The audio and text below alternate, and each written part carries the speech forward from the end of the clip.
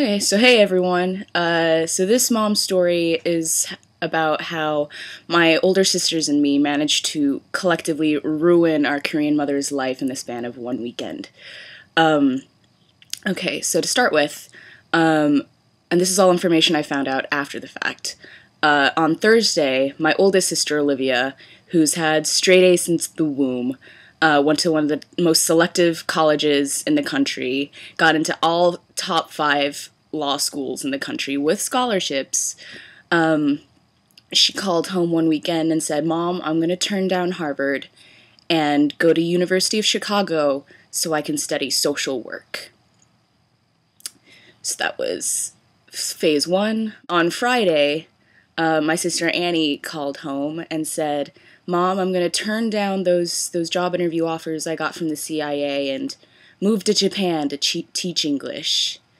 So a couple more steps towards the edge. So when Saturday rolled around, this is my senior year of high school.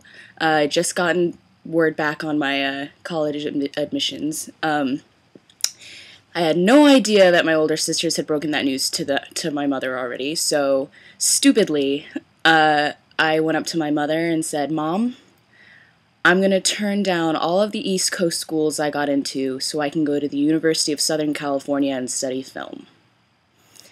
And I remember the look on her face. She just wanted to scream. I could see the anger building behind her eyes, so I just very quietly backed away, went upstairs to my room, locked the door, and sat there for a while.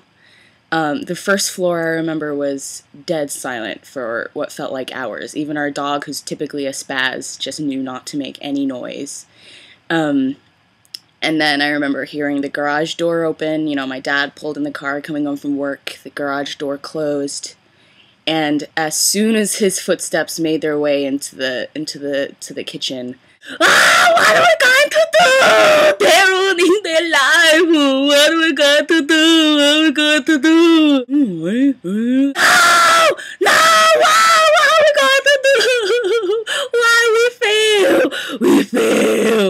What are we going to do?"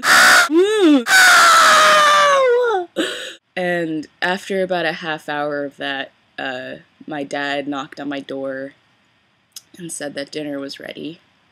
We both very quietly made our way down to the dining table.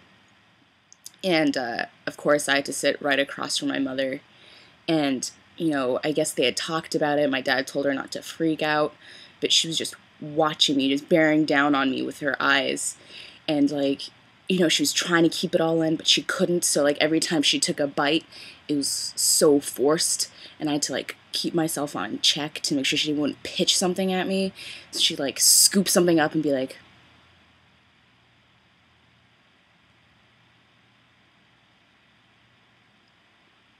and that was the longest dinner of my life.